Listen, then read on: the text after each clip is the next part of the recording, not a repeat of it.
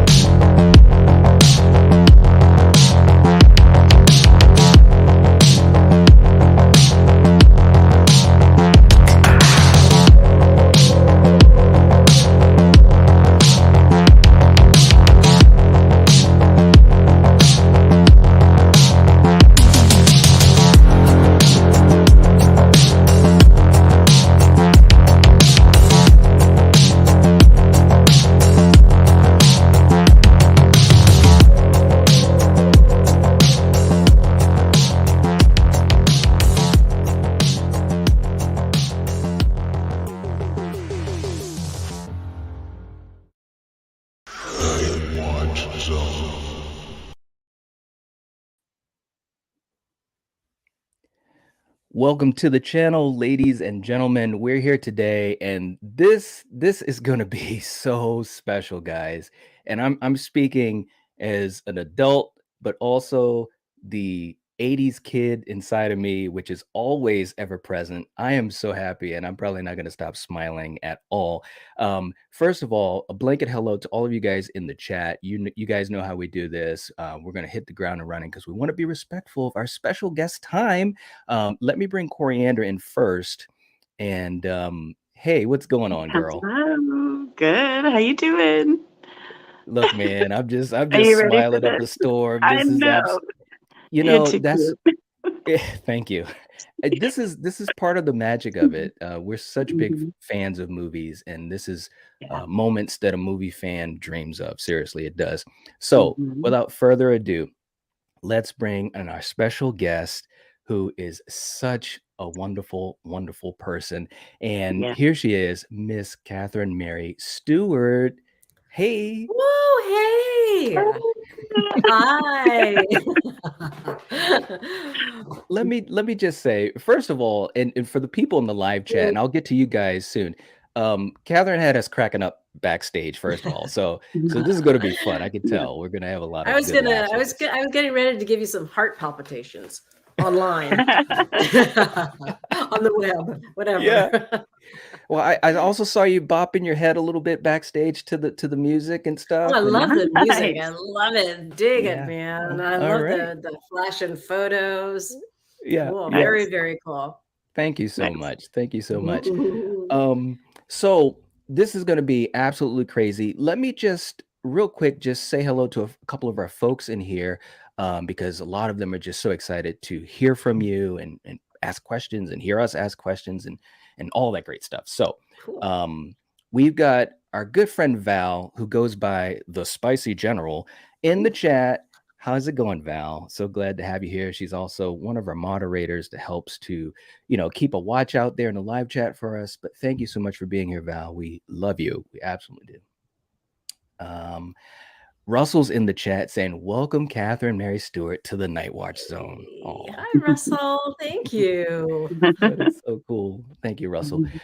Wayne couldn't stay in the chat. He's all the What? way in Australia No. and saying, can't make the live, but will be at work. We'll check out the replay. All have fun. I love The Last Starfighter. I have the DVD, soundtrack on vinyl, and the book. Plus, she Oh my worked with gosh. Nick Castle. Yeah. That's correct. That's Yes. correct. Yes. Australia, by the way, is one of my favorite places in the world. I lived there for 9 months in Townsville, Nice. and I was so sad when we were leaving. I was little. I was only 12. My dad was a marine biologist, and he was working on the Great Barrier Oh, Reef cool. out of Ooh. James Cook University. And oh Nice. my gosh, one of my favorite places in the world. So to Australia. Love it. Oh, that is so Nice. cool. Awesome. Yeah. Very, very cool. All right. And we got our good friend Jason, who goes by the Ginger Ninja, in the Oof. chat. And he's definitely a big fan of yours. So I know he's absolutely so excited for this opportunity to hear from you. Nice. Jason, what's going on to you, Jason? Great to see you. And also Dan, one of our good friends, Dan, saying, hello, everyone. Nice. I just finished Night of the Comet. Excellent. Very Daddy would have cool. got his Uzis. Right. That's Oh my funny. gosh. We've got Jinzo in the chat. Hello, hello. And Jason saying The Last Starfighter was one of my all-time favorites. Yeah, man. Yeah, some good stuff. Thank you. Me too, actually.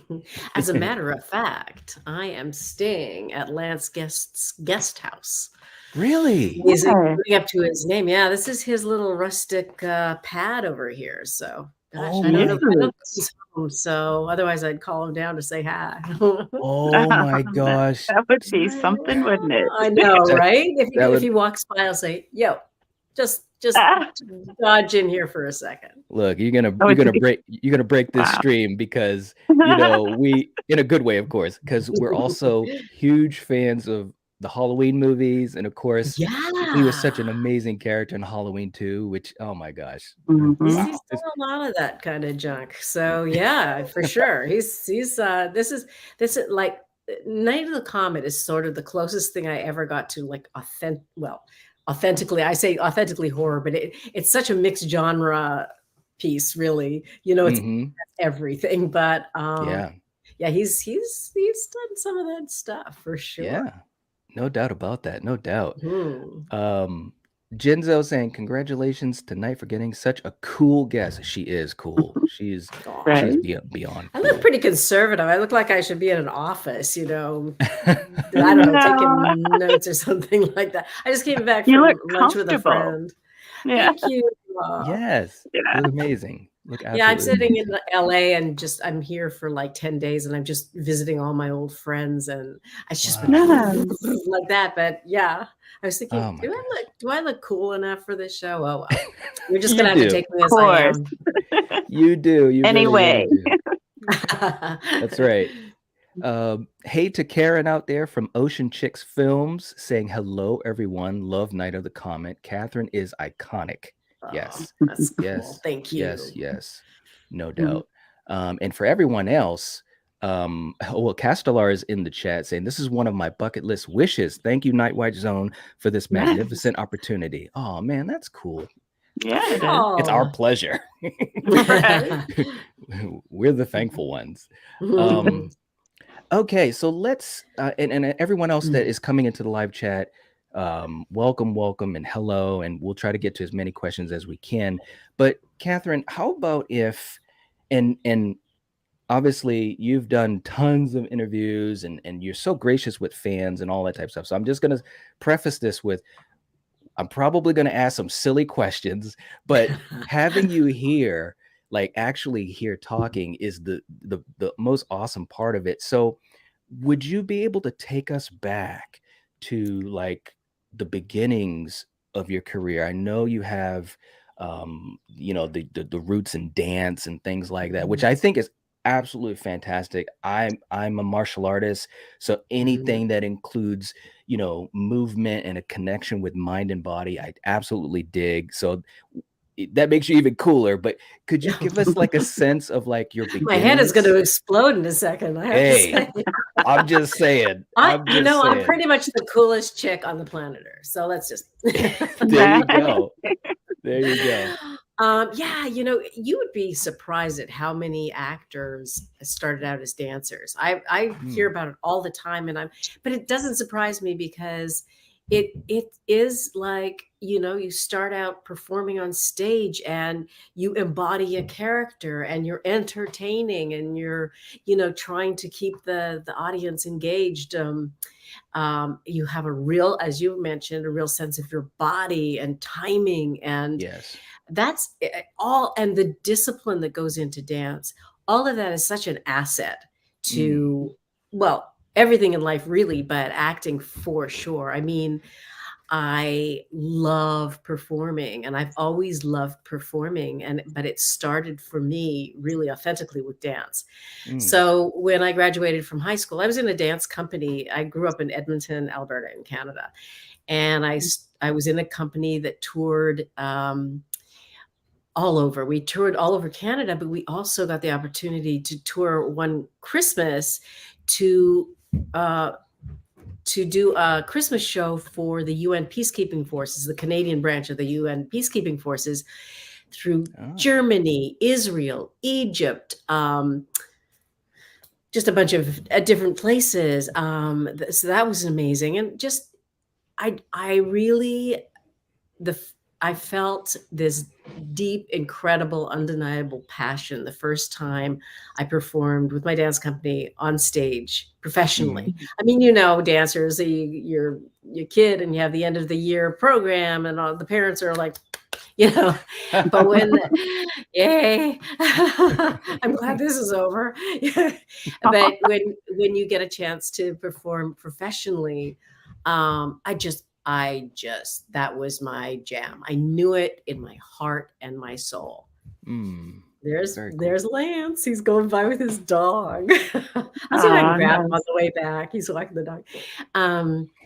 He might not, though. I don't want to put him on the spot. He doesn't know I'm doing this. Yeah, he doesn't. So yeah. I'll encourage him to, you know, maybe do the show himself. At any rate, so after high school, I decided, instead of going to college like most people do, I went to London, England, to a performing arts school, and that focused on dance, but there was acting, singing, you know, every kind of, I don't know, thing that's associated with performing. And I studied there, and it was in London that I auditioned for my first role, but I thought I was auditioning as a dancer. And that was even weird because it was by chance that I went to this audition, and I thought, well, I'm here. I may as well see what that's like to do one of these big cattle call auditions. Went there completely unprepared. I just happened to go by. Everybody's walking by. I'm right by the window. That's why the lighting is so good. I'm sitting right up against a window. Nice. I went to this audition by chance as a dancer for this. I didn't even know what it was for, really. As it turns out, it was a movie, and it was a rock musical. And the director saw me and pulled me out and said, "Do you act?" And I was like, "Sure, yeah, of course." "Do you sing?" "Yeah, hell yeah." And that was for the Apple.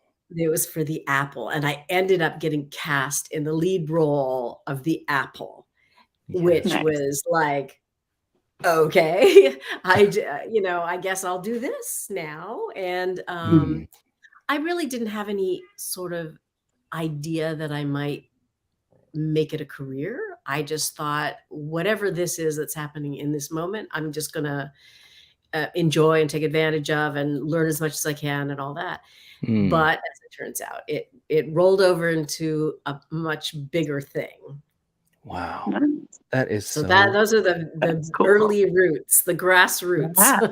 Nice. Oh my gosh, that is absolutely so cool. It's almost as if it was just meant to happen. You know, it just kind of, we just spoke with James Drew Courtney last week from the new Halloween movies, and his story had some similar beats as far as he wasn't looking to do that particular role in the Halloween movies. It just kind of happened, and he was open to the process and ready to do whatever he needed to do. And I just think that's awesome. Yeah, that's the most important thing, I think, for anybody, is just to be open to the possibilities, because you never know when your chance will come. And if you're not open to it, it might just pass you by. I mean, I think almost in anything in your life, there's so much luck and being at the right place at the right time and all those other cliche things.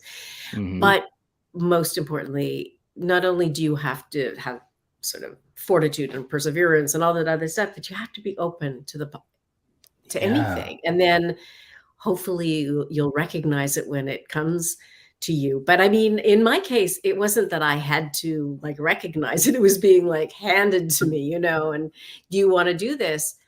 And I was at a stage in my life where it was like, yeah, I'll do anything. You know, I'm like just starting out in my life as an adult. I don't really know. I knew that I loved dance and I wanted to pursue that, but I was open to other options as well.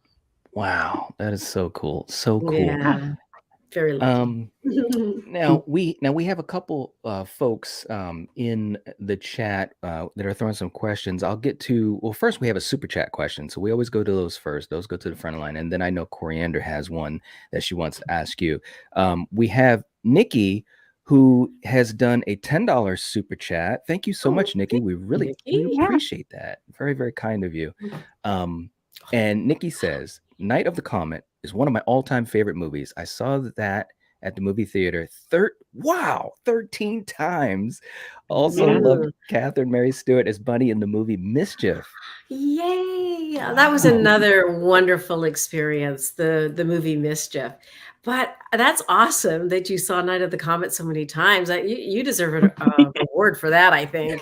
Right? I know, especially in the theaters, because it didn't have a very long run in the theater, maybe like 13 days. A lot of people have sort of watched it over and over again on VHS. I mean, a lot of 80 movies, they went to VHS and extended their lives enormously, which I'm grateful for, because that's a big part of the fan base, really. But that's awesome, man. And I love that. I'm assuming, Nikki, you're a woman. That, it really had kind of an impact on girls. Excuse me. Because and I didn't, people ask me sometimes, did you know that it was this female driven thing and you were coming all this it was like, what really drew me to the movie was I love the character of Regina. I had, for so many years, I was like the girl next door, I have that little face, I guess. And this character was tough and ballsy. And I honestly, I felt I could relate to her better. I have two older brothers, I kind of fought to keep myself relevant in my family. I'm the youngest of three, and I have two older brothers. And so I could identify with this character in a way a lot more. And it was, and I guess it, even to this day, it's sort of unusual to have like a female driven story just about, yes, we're a sort of heightened reality and it's kind of funny, these Valley girls, but they're just kind of regular girls, really. That could actually look after themselves. They could defend themselves. They just knew how to look after themselves. And I think from the exposure that I've had to like fans at conventions and whatnot, it had an impact on them to like be okay with being a strong young woman, independent, who could think for herself and survive an apocalypse. So I'm always really happy to hear that it drew that kind of crowd and recognition. Yeah, absolutely. Nikki, thank you so much for that super chat. We really appreciate it. It definitely helps to support the channel. Thank you. Coriander, before I get to, and we'll get back to the live chat in a second, but Coriander, I'll let you throw a question out for Catherine as well. All right. So I noticed like you had a lot of scenes where the city was empty. What was it like shooting in Los Angeles when it was like empty? Because that's, I know, crazy.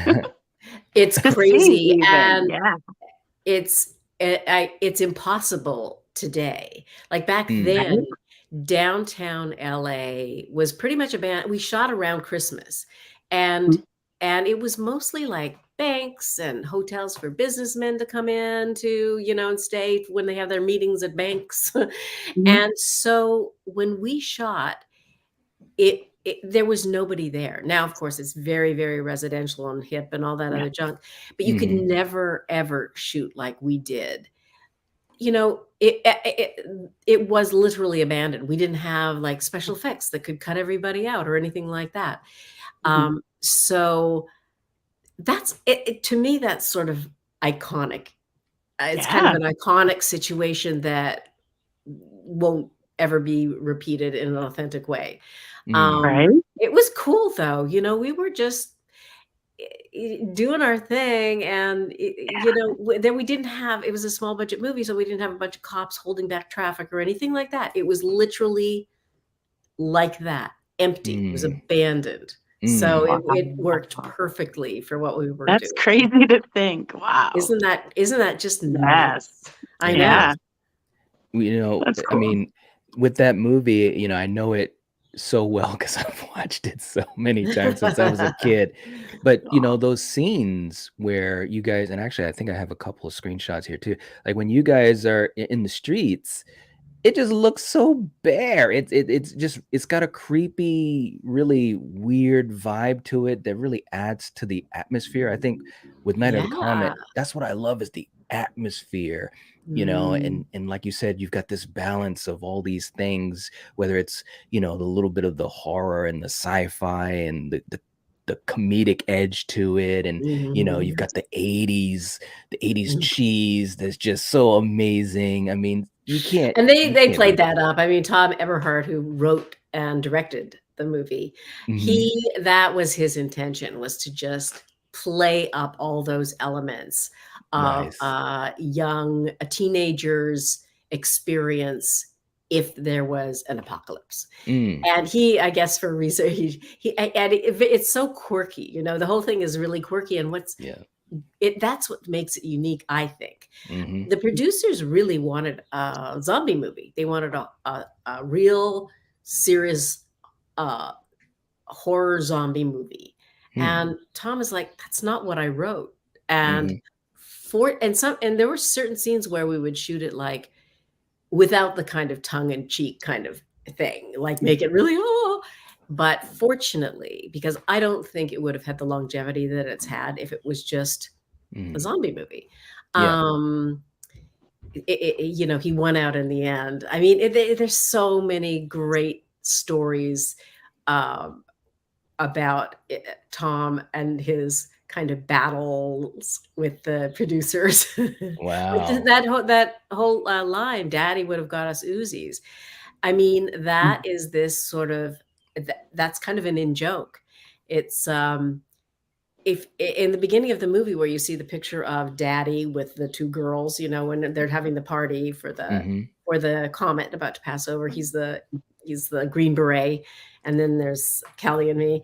Um, that's the director. That's And, Tom. that's a Okay. picture of the director, Tom Eberhardt, Yeah. and, he doesn't appear in the movie other than that, but Yeah. he really wanted to use Uzis in the movie, and the producers were like, "No, those are too expensive. We're gonna use MAC-10s." And they had this reputation for jamming all the time, and Wow. so when So they those kept were real then. jamming they were real. Yeah, of course, we were Oh, shooting blanks, wow. but they were real, Yes. and, Nice. yeah, and so when we were doing that scene where you put up the photo, shooting the target practice, I guess, shooting a Mhm. car, and they kept jamming and jamming, and, he was saying, "Just keep, keep doing it," and she was getting frustrated. Finally, he said, "Just say, Daddy would have got us Uzis." Because Tom Eberhardt wanted Uzis, producers wouldn't give them to him. Wow. And he played, the picture of Daddy. And then I kind of did this line, the car didn't know the difference, I just didn't Yeah. do that. I love that line. So yeah, thank you. I mean, the "Daddy would have got us Uzis" is like the classic line, and I had to have Mhm. some sort of retort. Yeah. So I came up with that. I mean, Yeah. Tom Nice. gave Kelly that line, the Uzi line, and I came up with the other one. Nice. Very, very Nice. cool. Um, Mm. and we also have another question from the audience here. We got Ginger Ninja coming in with a $5 super chat question. Thank Hey, you so much. Ninja. Really appreciate that. And saying, do you have or what's your favorite memory from making Night of the Comet? And he loves that movie. Oh, thank you, Ginger Ninja. Um, Oh, we had it was a really interesting shoot because it was a very low budget movie, and I always call it guerrilla filmmaking because we were Mm. just sort of by the skin of our teeth doing things, and it was sort of borderline legal and stuff like that. I think my favorite scene was the scene in the alley when I wake up in the theater and my boyfriend or whatever is not there. And I'm like, I'm trying to find him. I have some red vines for breakfast and I go outside and I'm like, ooh, bad smog. And the door closes behind me at the theater. The whole scene from beginning to end, from like, waking up and wondering where this guy is, and I'm all mad, and then eating some red vines and going outside and being all pissed off and lifting the wrench and it's covered in blood, and then the zombie attacks me. And that was so much fun for me because I loved all that physicality. That was me. The zombie was a stunt guy. But he grabbed me and he was tossing me around and threw me into these boxes, and I was like trusting him because he knew what he was doing. And then I grabbed the board and I just loved all that. And then kind of fighting him on the way to that was so much fun for me. Awesome. That was a good scene, because that's really when you kind of, in the movie, you kind of see, okay, well, we got zombies in here. Now we're getting serious. And it also showed. And Reg can take care of herself. Yes, that's exactly what I was going to say, because you took care of them like that. You get on the cycle and you're going and stuff. And it's like, okay, so we can really follow this character because she's not playing around. Right. And I was almost apologetic about it. I was like, oh shit, I've got to beat him up. Damn. You know what I mean? Okay, I can't, Yeah. What do you expect me to do? Yeah. So that absolutely. was super fun. That was super awesome. Fun. Very, very cool. Yeah. And we also have we have a lot of people that have just jumped in. Again, a blanket hello to all you guys. Definitely throw your questions out. We'll try to get to as many as we can. But our good friend Gina from across the pond saying, welcome, Catherine. I absolutely love Night of the Comet. I watched it with my older brother when I was 7, and he had a massive crush on you.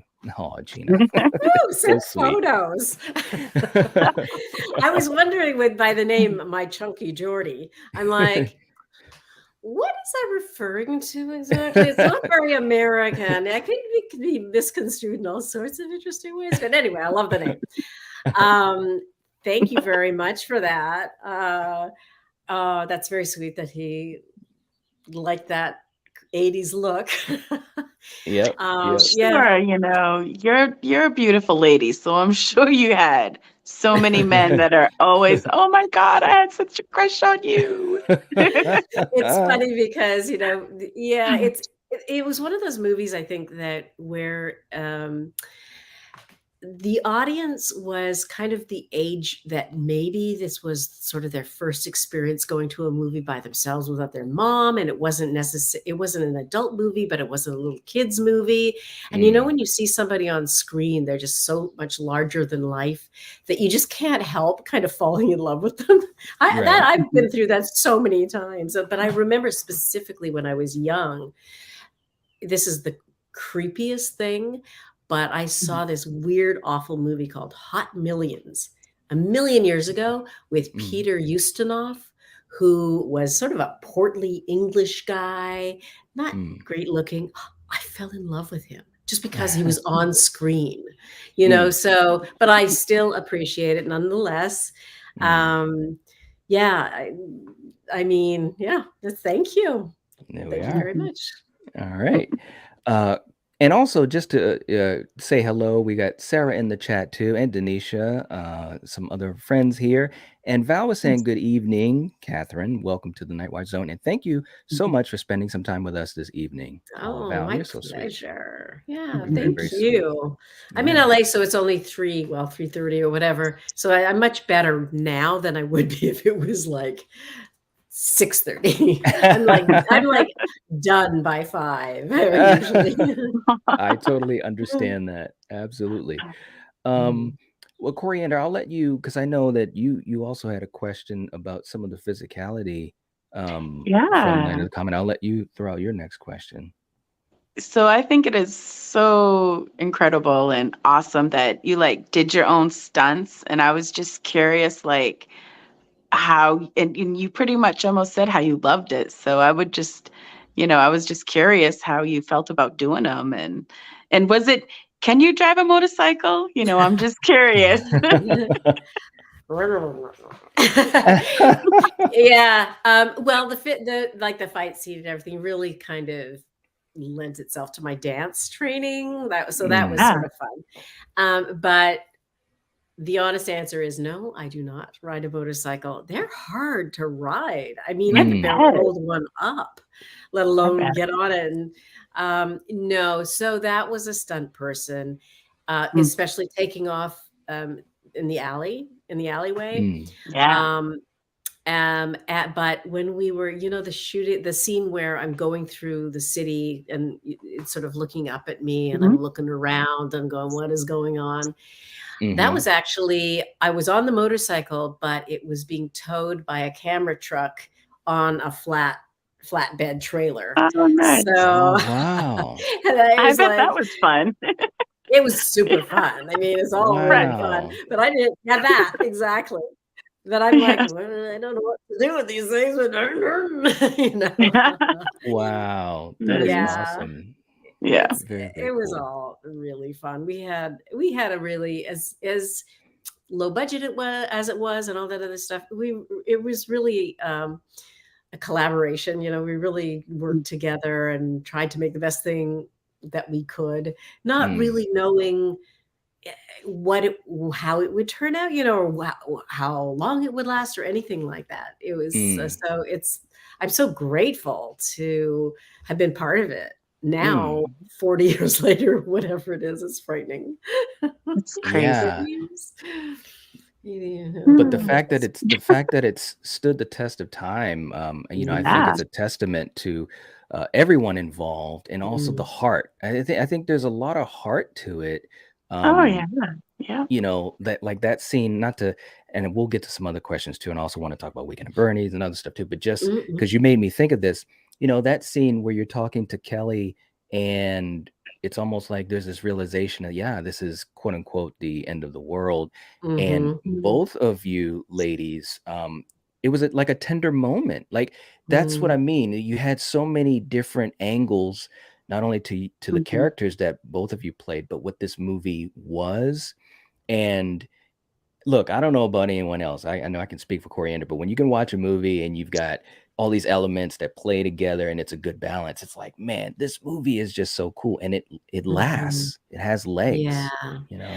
Yeah, I think it also has a lot to do with everything that you say, but that the characters are relatable on some level. You look at them and you go, I get that. I get what they're doing. As opposed to, I don't know, I mean, if you take like a superhero movie or whatever it is, the sci-fi things where everybody's just, it's so much special effects and so much action, you don't really get to know the characters. And with something like Night of the Comet, it's about the characters. Yes. It's not about the special effects. And if you receive them in a realistic way, it makes it so much more satisfying, I know that's such a great moment when we're sitting on the roof of a parking garage, I think, and we're sitting on the police car. And she just up there where she's talking about she had a crush on a boy, and I guess I won't be going out with it.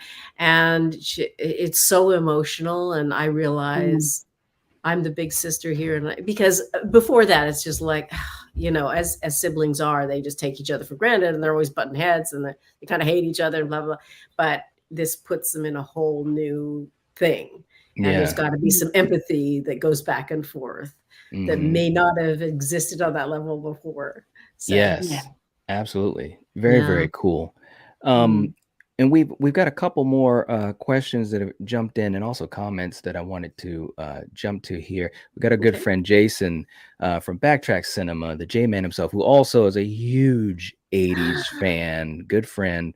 And says, fellow Canadian, eh? Yes. All right. Yes. Where's he from, I wonder? Oh, Jason, you got it. So now, look, Catherine's asking you a question, bro. So now you got to step up, But no, he's a huge fan as well, and was so excited for this opportunity, and also was talking about the fact that his dad was a big fan of The Last Starfighter. Love it. That's awesome. It's just I love it's just it. cool. Very, very Now we're cool. talking. Now we're talking my era. Right, right.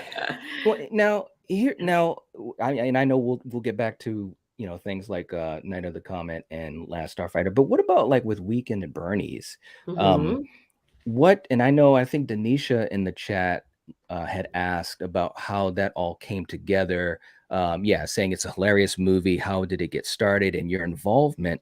Because Mm. I'll tell you what, that was a movie I remember to this day that my parents, we would go out and rent movies, Yeah. and they brought, they brought that movie home. So it was me and my little brother and my parents watching that movie and just laughing our butts off. It was just such a funny movie to me that is still hilarious. What was kind of the origins of your involvement for it, and any particular Yeah. memories you might have of it? Yeah. So this was an opportunity that came up for me, but I had to audition for it. But Mm, I'd done a few other movies, so it wasn't like I had to go through the mill. I mm, was asked to come in and read with Ted Kotcheff, the director, and Jonathan Silverman mm-hmm, for a role, for the role, obviously. And I went, it was just in an office, and I went in to read. And I was excited about it because I knew it was a pretty big movie. And mm-hmm, I knew the director was a pretty important director. And Jonathan Silverman was a pretty well known actor.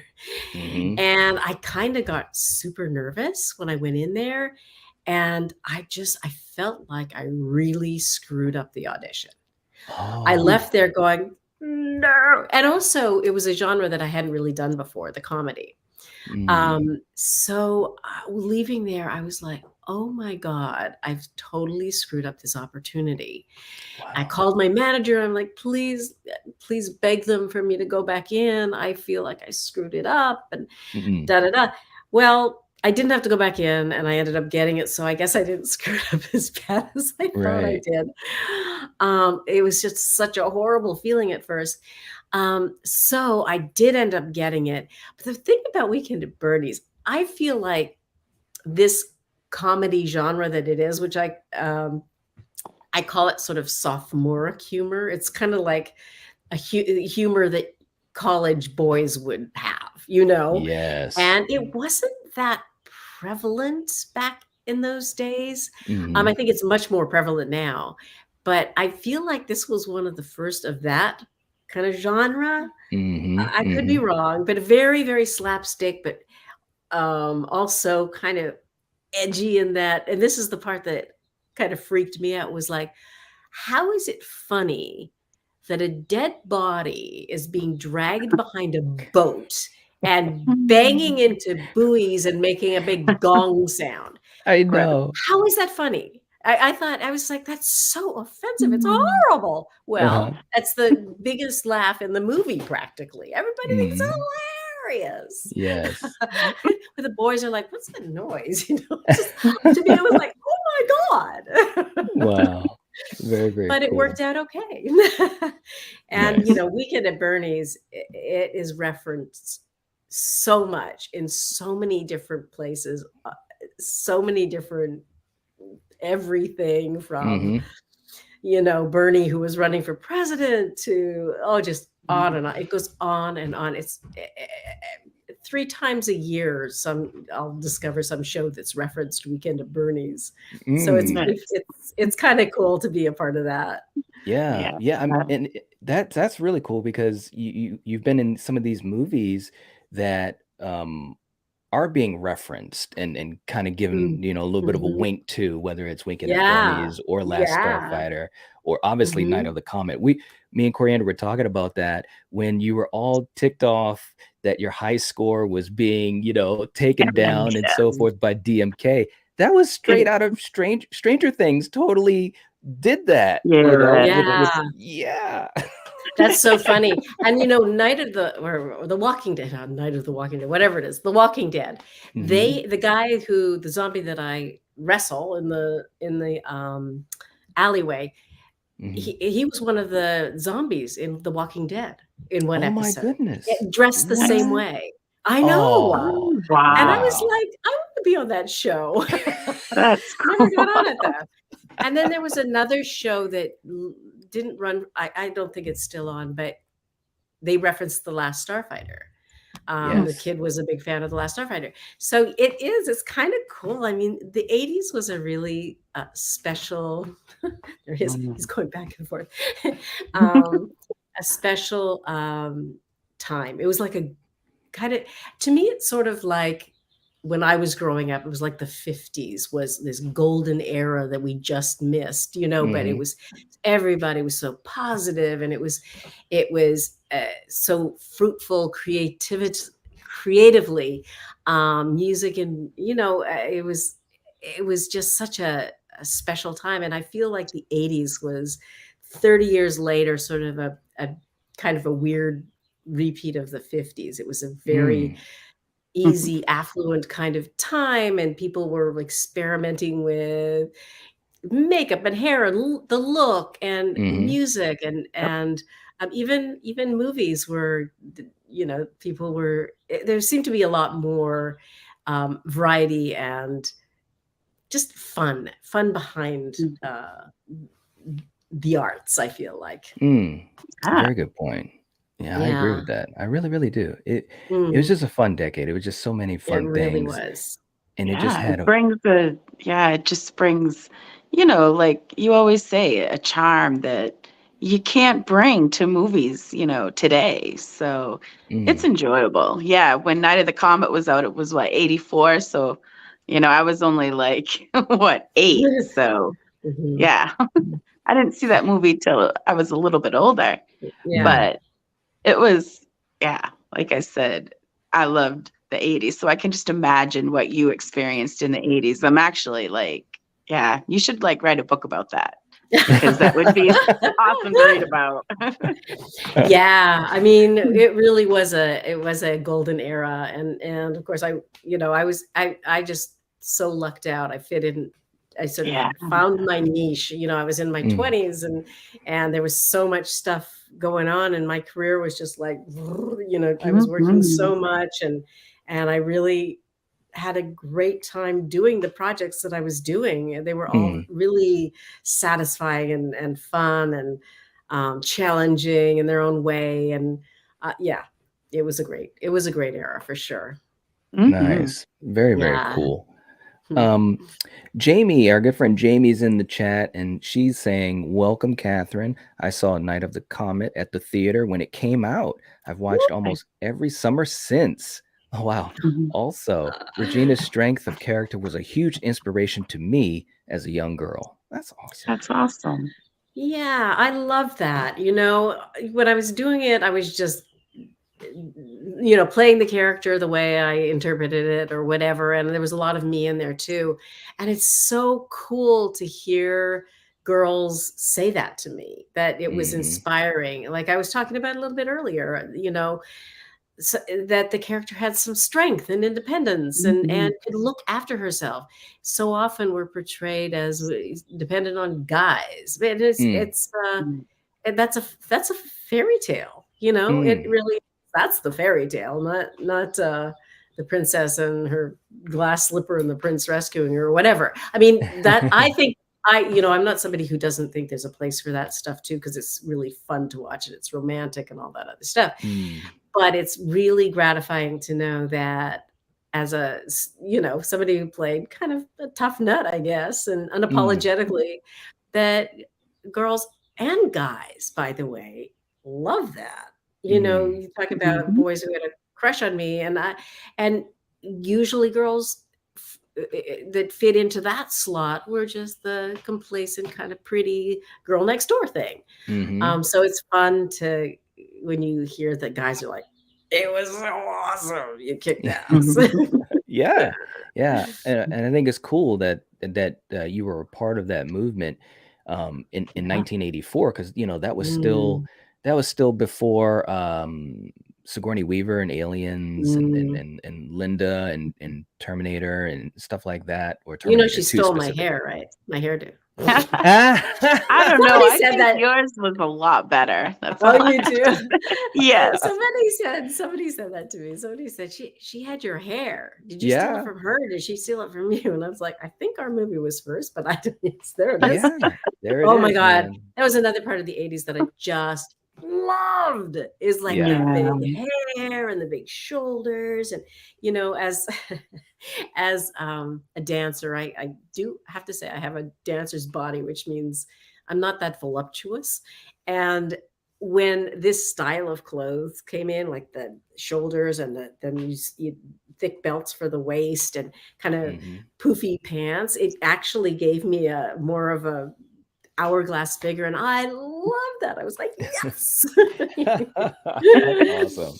Without actually having to, you know, change my body under surgery or something like that. Right. Oh my gosh, that is so cool. Love that era. Jason saying Oshawa, east of Toronto. Oshawa. I know where that is. right. Yeah. I have a brother that's been, well, he went to the university. No, he didn't go to the University of Toronto. He went to St. Catherine's, and he'll know that where that is. And he spent a couple of decades in Sudbury at Science North, Ontario. So I'm pretty familiar. And my mother actually was born in Ripley, Ontario, which is also, it's a little tiny town west of Toronto, northwest of Toronto. Anyway, okay. But I'm familiar with Oshawa. Awesome. All right. Very, very cool. Val saying the 80s was an awesome time to be a teenager. Yeah. Yeah. A lot of creativity.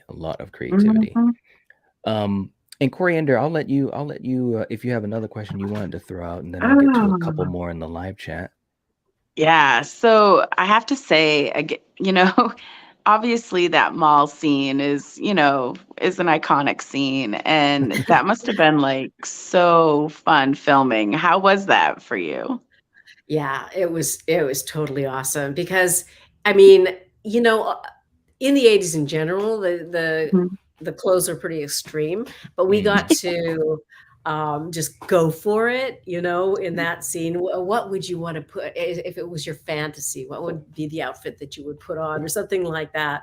I remember that, and, you know, bopping to the music. We actually had no idea what the music was going to be at that point. So Girls Just Want to Have Fun was put in after the fact. So if they kept on us for too long, we'd start being offbeat. But having said that, that whole scene where I'm looking at myself putting on makeup and she's saying, which do you like better? She's got these feather boas, this one or this one? And I'm like, that one, it'll stay in fashion longer, obviously, or whatever.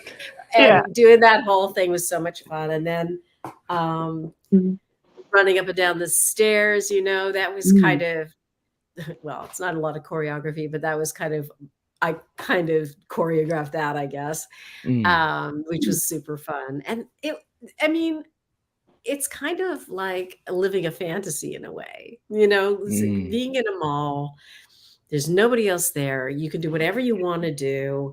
And then you get to shoot a bunch of zombies. I mean, I don't know. And who doesn't dream of doing that? That scene, like when the TV's thrown, right, or something, and you're like right there. How is it doing that stunt? Yeah, I mean, obviously we were protected somehow, but it was, you know, the way they edit it and all that stuff, they make it look a lot more dangerous than it really is. But there was squibs everywhere. That was like the Sherman Oaks Galleria, I believe. I think somebody said it wasn't that, but I always think it is. It was a long time ago. Oh, what do I know?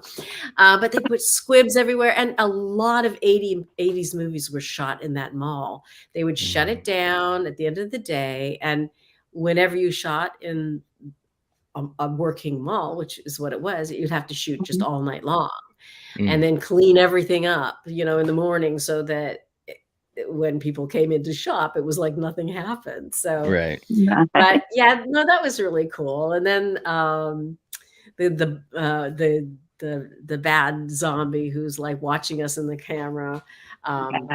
What's his name? I forget. I always forget what his name is as a character. Willie. But Willie the Box Boy. Thank you. But he's Ivan Roth. He's we sort of reconnected when we did. They had this film festival in just south of LA here. which featured Night of the Comet, and he was there. The director was there. Kelly Maroney was there. The producer was there. A bunch of people from the movie. So it was like this little reunion. It was really great. Ivan is the most hilarious guy. I just went for lunch with him yesterday, and Kelly. Nice. Yeah, Kelly Really? and I. Oh, that's Yeah. cool. Yeah. Wow. So Little Kelly and I reunion. what's that?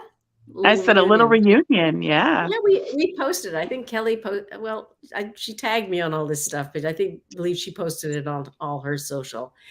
And Ivan did something as well. Yeah, the iconic reunion. It's like, yeah, it's not a huge crowd of people, but so that was fun. Yeah, I mean, Kelly and I have stayed in touch all these years, pretty much. I mean, there was a period of about 10 years where we sort of lost touch. And then all of a sudden, I live in New York normally, and I started coming back to LA just to, keep my connections going and maybe try to get some work or whatever.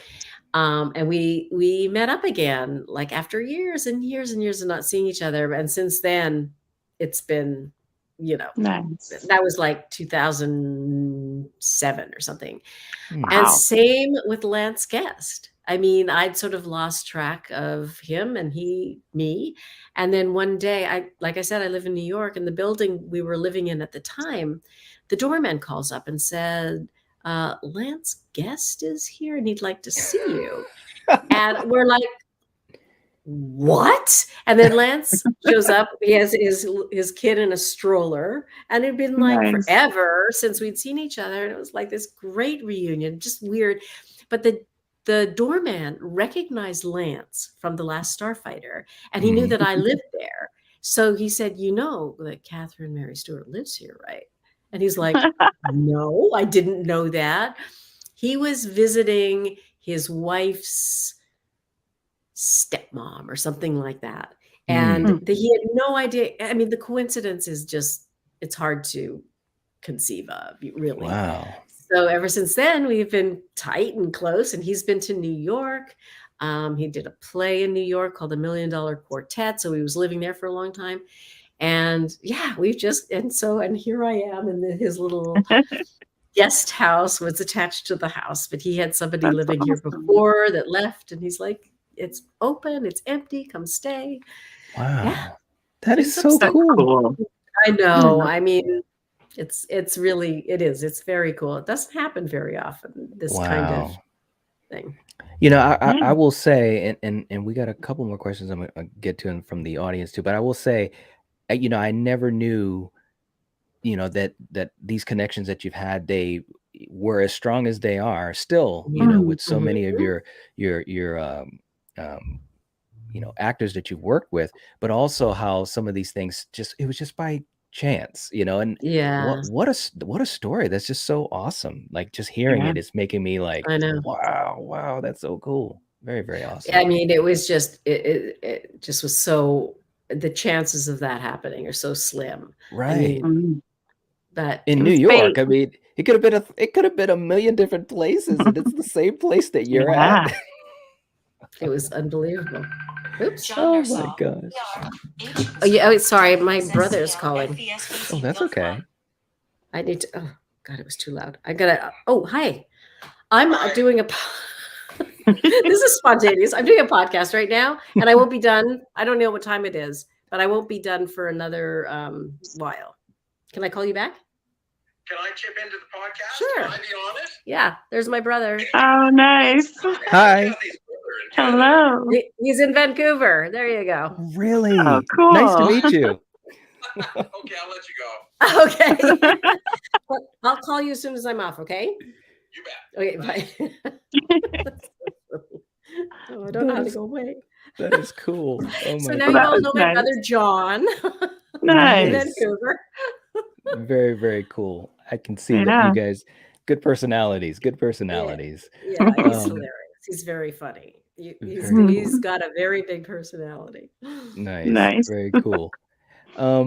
And let's see, in the live chat, we got Harley coming in saying, "Hey, Catherine, aka Reggie, just gotta say you're still just as gorgeous as ever, and really wish we could have gotten a sequel to Night of the Yeah. Comet." Ooh, yeah, I know. that would have been cool. That would have been cool.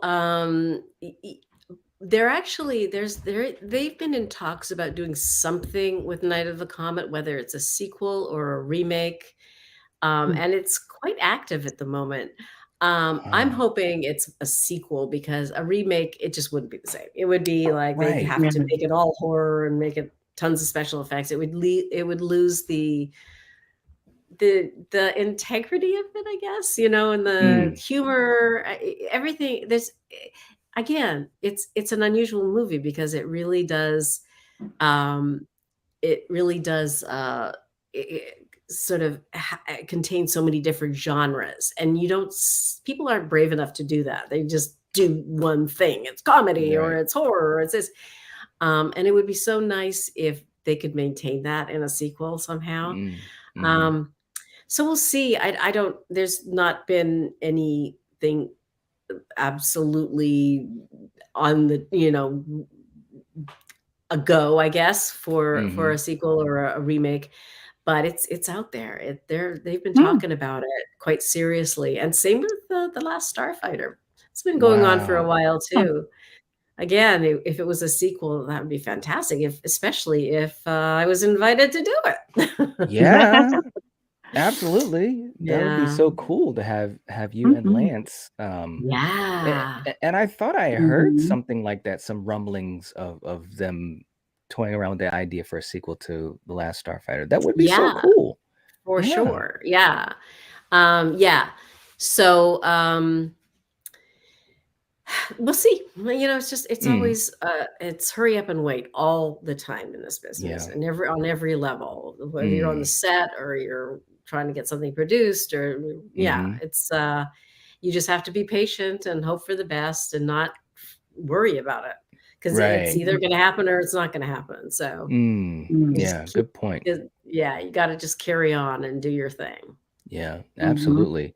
And our good friend Ken's in the chat from Mid-Level Media saying Catherine is awesome, and I just watched the new Last Starfighter 4K release, and she is so great in it. That's awesome. Thank you. Thanks. Yay. That's very cool. That's very kind of you. Absolutely. Jason was saying, Catherine, is there a character you wish you could have played in the 80s? Yeah, well, first of all, I auditioned for Friends, but I didn't get it, obviously.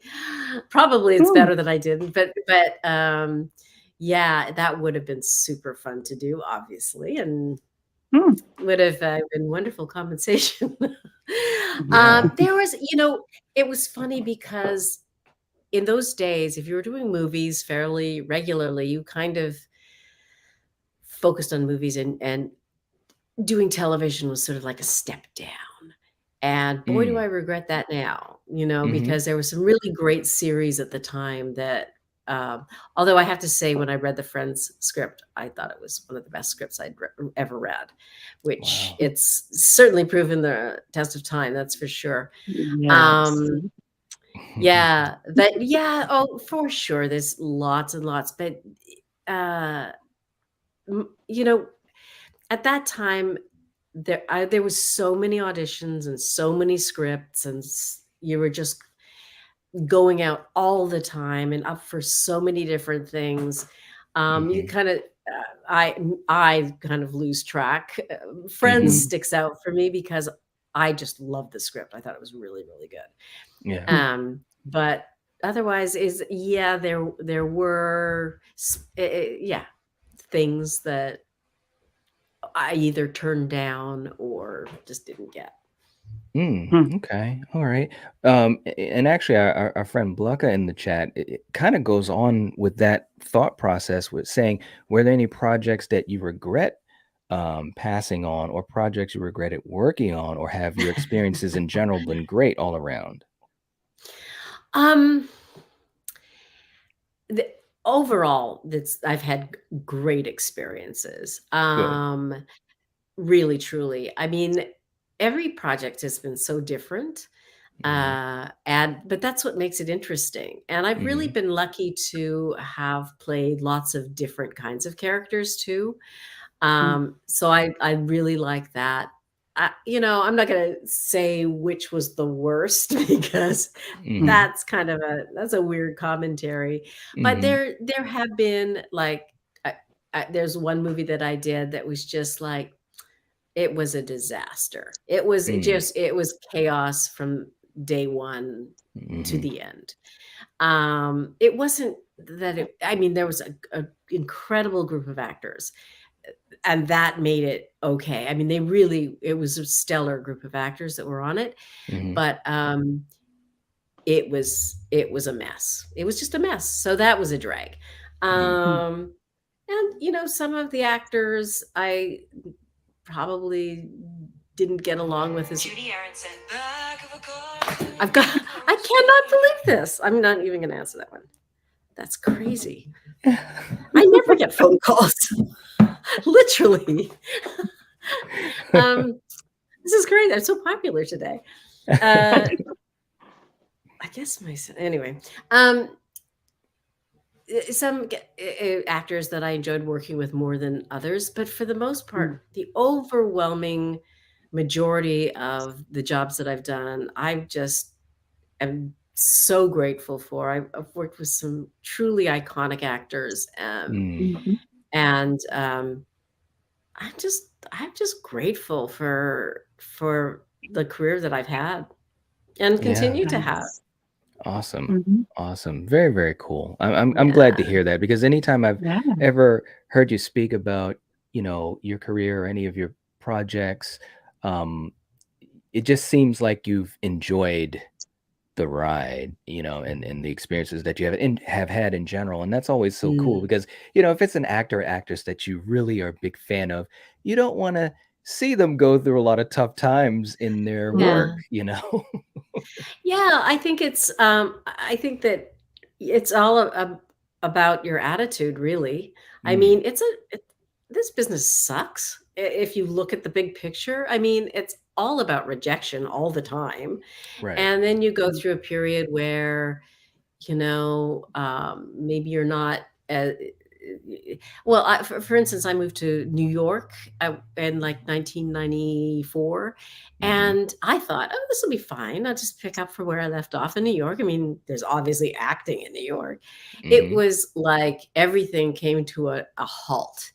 But Ah. if you look in a way, it's a different industry there. It's much more insular, sort of big theater area, obviously, and a lot of the theater actors would work a lot on any series that was being shot there.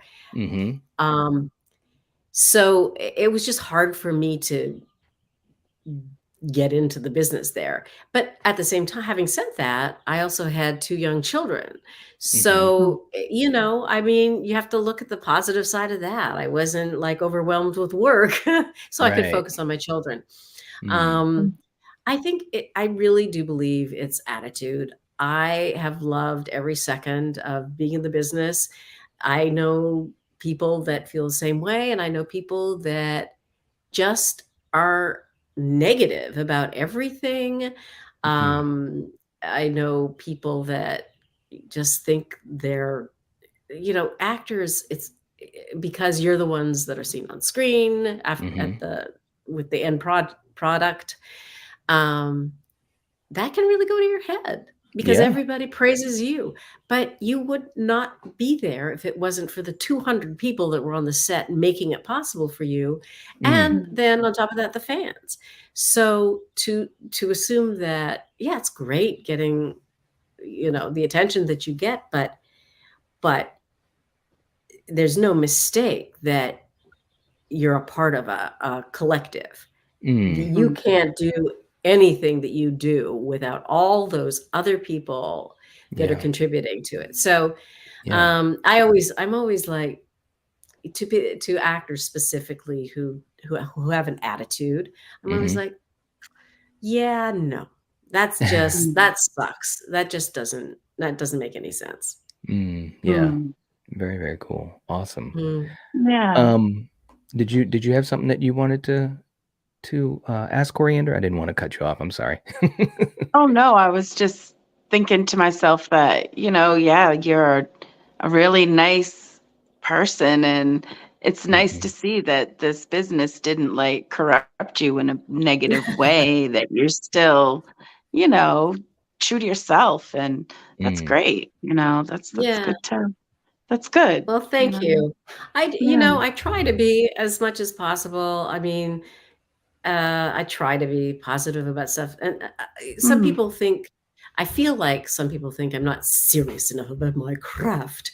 Well, of course I'm serious about my craft, but I don't have to be like, I am serious about my craft 24/7. I mean, I can be grateful for how much joy and fun and things that, maybe that's what, and when it's time for me to be serious about my craft, I can do that in my own time.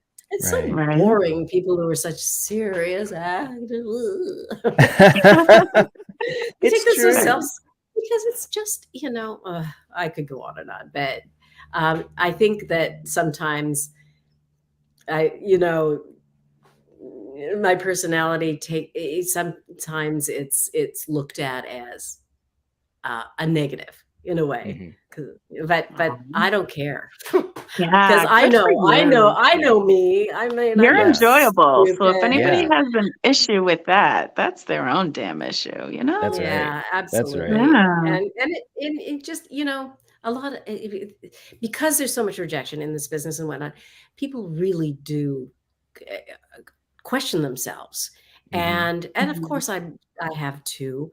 But if you look at the most successful actors, they're the ones that are true to themselves. And not trying to fit into a niche or a mold that they think they're supposed to be, because that's not interesting.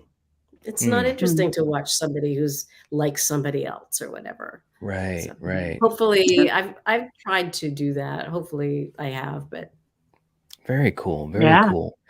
What I wanted to also throw out to you is, like, as far as current projects, or maybe some things that might be in the works, or things that you might be thinking of, do you have anything that you'd like to tease or throw out to the fan base here? Well, actually, I just did an episode of Law and Order, the original format Law and Order, not the one with all the letters after them. Yes. I think that I don't follow it very closely, but I believe that they were off for a number of years and they're back on again, and they just finished their 22nd season. And I was in the final episode of the 22nd season of just Law and Order, not SVU, none of the other ones. And that airs May 18th. So that was kind of cool to do, because that's sort of a rite of passage as a New York actor. It only took me 30 years, but I finally got a role on Law and Order. Nice. And I was kind of starstruck because Sam Waterston is still on the law. He's the only original remaining actor on the show. Yep. And I wanted so bad to get a selfie with him, but I was too shy. Oh, wow. And because everybody I would be like, do you think he'd mind? And they kept saying, no, he's really great. And he seemed really super nice. But I didn't have a scene directly with him. We were in the courtroom at the same time one time. And it was his last day. And they do, in Law and Order, they do 22 episodes, which is mammoth compared to most series these days. And everybody was kind of tired, and it was his last day. There was one more day to shoot, but it was his last day. And I just felt like, leave the guy alone. Right. Also, I was shy because it's Sam Waterston. That's so cool. So that's coming out May 18th, and it's the final episode of the season. So that's kind of fun. My role isn't giant, I don't have, but it's a great role. It was really, really cool to do. Nice. And I have a few projects of my own that I've been developing, and I co-wrote a script that I've been developing, and some other things like a stage, a thing for the stage, and another script that I wrote. So I've really gotten into that kind of thing, which is really cool too. Nice. And there's a possibility that I might be doing a movie in July. I mean, I've got this offer, but nothing's been signed yet. So can't say anything yet, but that would be good. So life is good. Fingers are crossed. Yeah. Fingers are crossed. Yeah. That is so cool. Very, very cool. And we've got two boys and their Scary Pops, good friend of the channel and a huge supporter, saying, Catherine Mary Stewart, thank you so much for bringing us such great moments in TV and film. You have done some amazing projects. That is so kind of you, man. Yeah. Wow. Yeah, my mom. You guys are the best. They are. You've got a great audience. Love it. Yeah, when my mom knew that you were coming on, she's like, oh my God. She's like, I know this lady. She's like, I guess she was in some soaps that she watched, and Days of Our she was Lives. like, she was like excited. Yeah. Oh, that's so nice. Yeah. I was in that was sort of the first regular job that I got when I first moved to LA. And I originated the role of Kayla Brady. But I only lasted 2 years, and then that character, the Brady family, also became iconic, as did Kayla. But I was the original one. I always say that. I'm Kayla Brady, as if anybody cares, But that's too funny. Oh my gosh! Right. Say hi to your mom for me. I will. I'll have to show her this part. Yeah, right? she's gonna. She will show her this part of this live stream, and her mom is just gonna be like, yeah. That's so cool. Hi, Mom. Yeah, oh, that's awesome. That is so cool. Oh my gosh. And Blucker was saying that he was glad to hear that you've had overall great experiences. Nowadays, you hear so many horror stories about on-set experiences or clash of personalities. Thanks for taking the time to share your experiences with us. Yeah, that's cool, man. Very, very cool. My pleasure. Yeah. It's a tough business. You have to, like I said, you have to be confident in yourself and who you are. And I believe I have a positive attitude, but you can't be naive either. You have to be smart. That's to survive this industry. You can't be naive or stupid. You've got to know what you're doing and believe in yourself. Good point.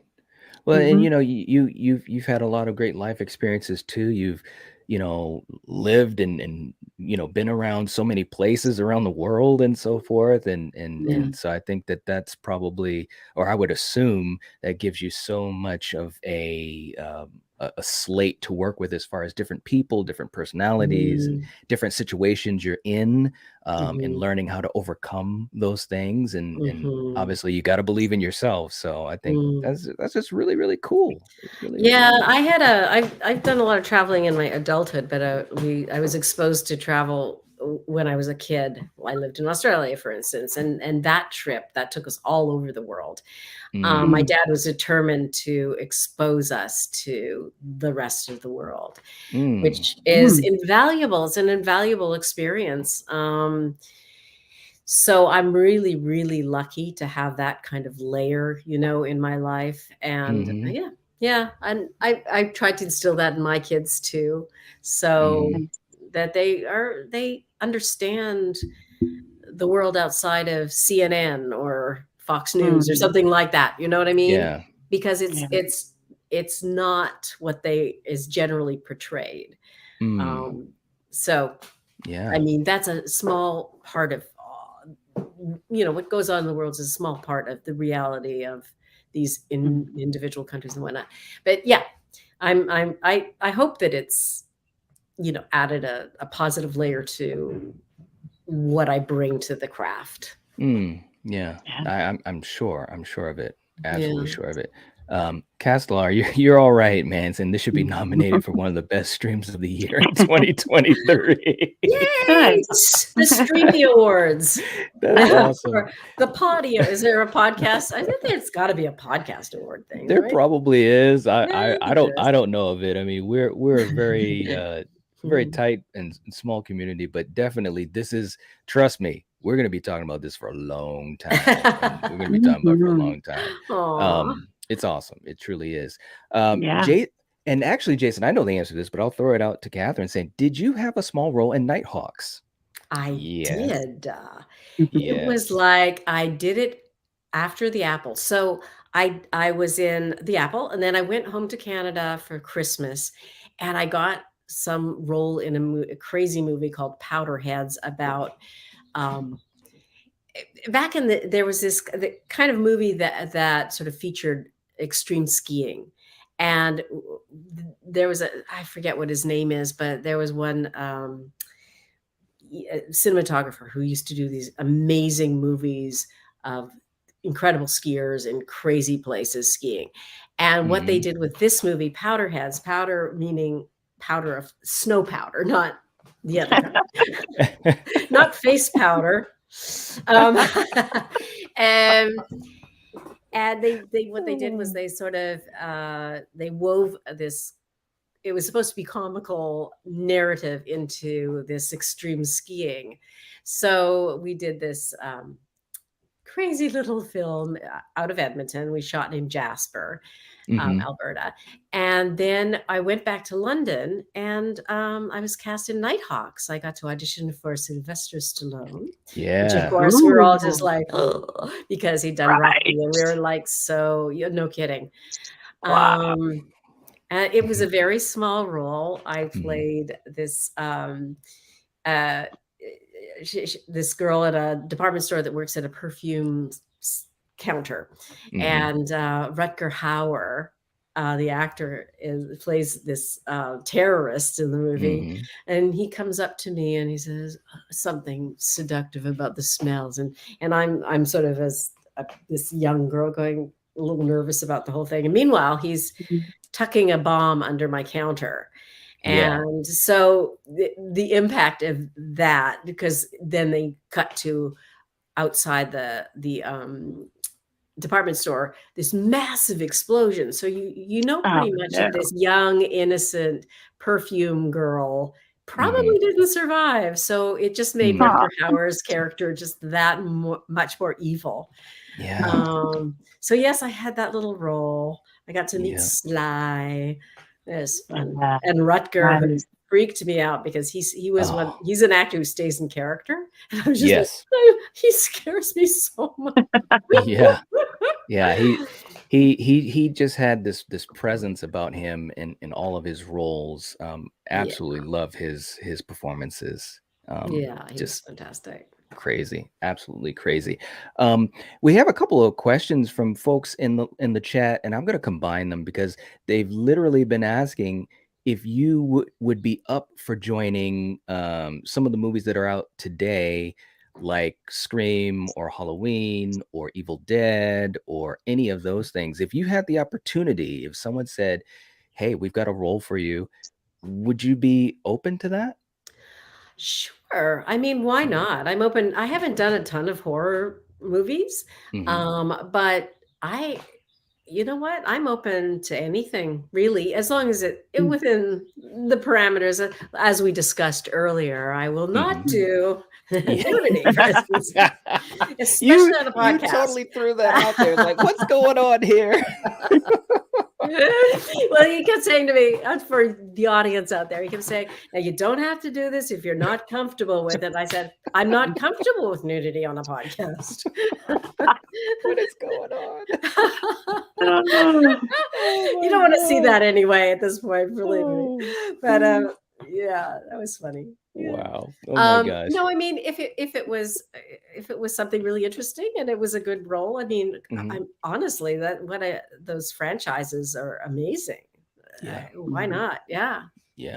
Well, and I think with those franchises, especially the ones that folks were mentioning, there's so many movies within those franchises that also like, Night of the Comet or Weekend at Bernie's or Last Starfighter. They've transcended time and generations, and it's Yeah. I, I think it's so awesome. And actually that leads into a question I want to ask you as well. But I think it's just so awesome that these projects, and it's just like with music or Mhm. art or even in sports. I think it's so cool, just as a fan, anyways, from that perspective, that there are these things that last for so long and that fans or people that are admirers of it can go back and enjoy and even get the chance to speak with the artists or the actors and so forth Yep. and kind of just give them their flowers and say, hey, Mhm. what you did, whatever it was, 5 years ago, 10, 15, 30, 40 years ago, it was special to me and I appreciate you. I think that's just so cool. I Yeah, really do. it's very cool. It's very cool for us as actors to get that acknowledgement. Mm. I mean, that's it doesn't suck. You know, and what other business would that happen in, really? Mm.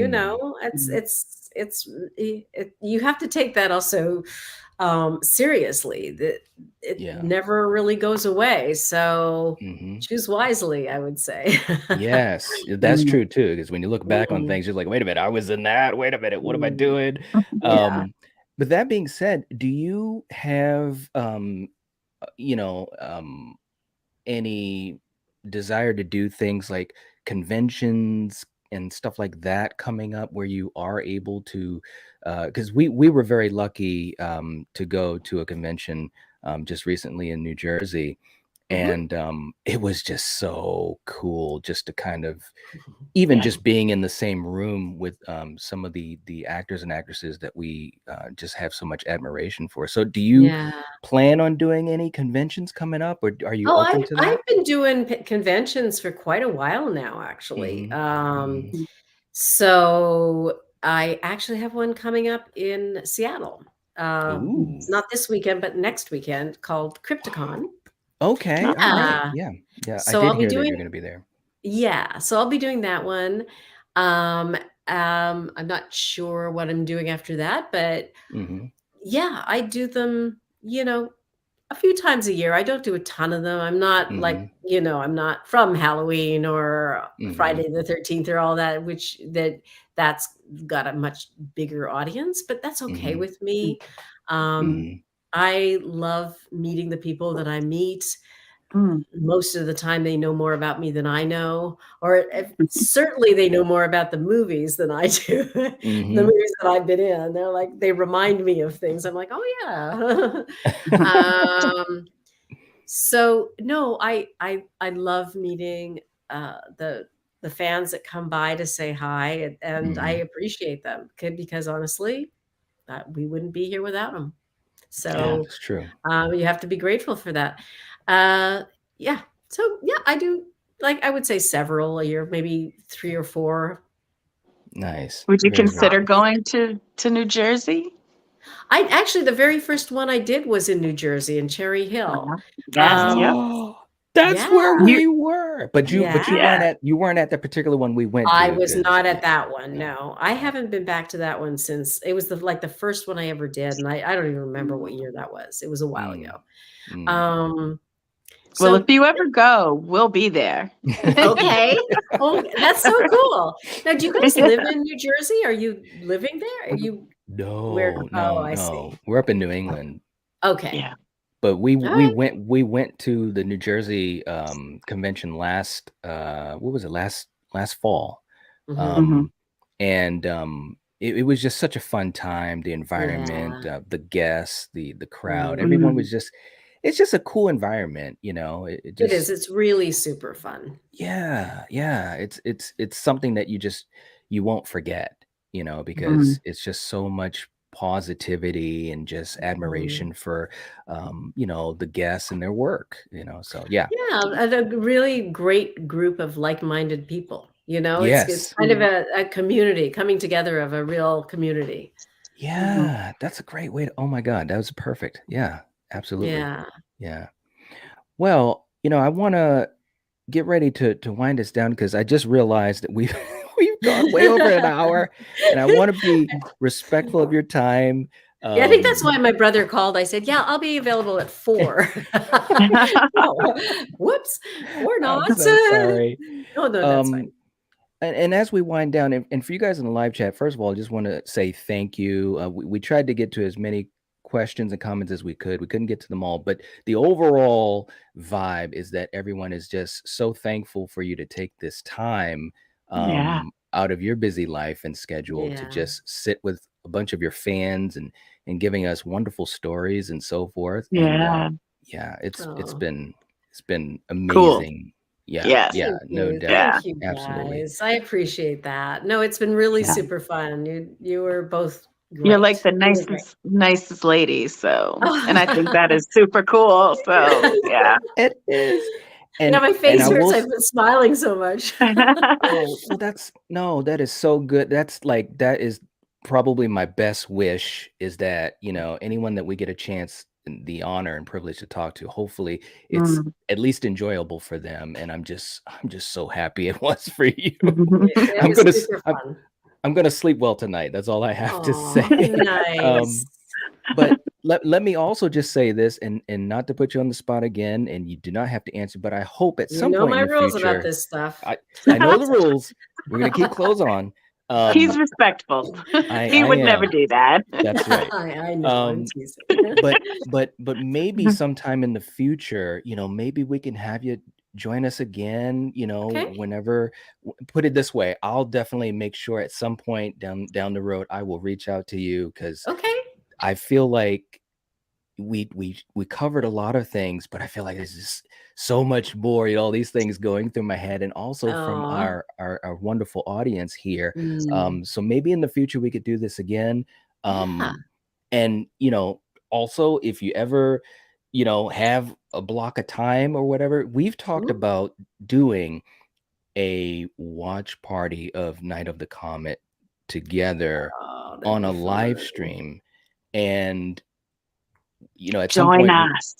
I was just about to say, man, would that be absolutely bonkers? I mean, it would, that would be awesome. So I'm just throwing that out there. I'm just manifesting it, and putting it out into the universe. That's right.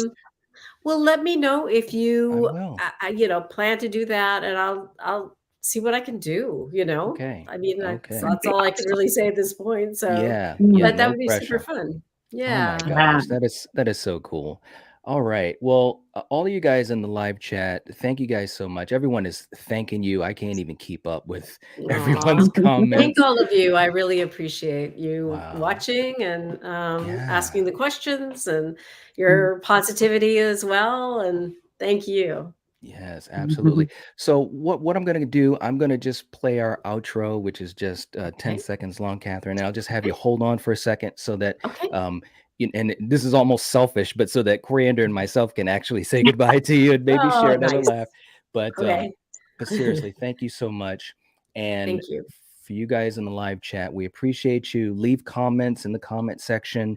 Who knows, maybe if you've got a question, we can write it down, and if we get the privilege to talk to Catherine again on a live stream, we'll ask it, and so forth and so forth. So anyways, we will catch you guys later.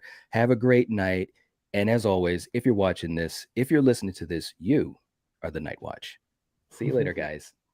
Bye. Chicken meal.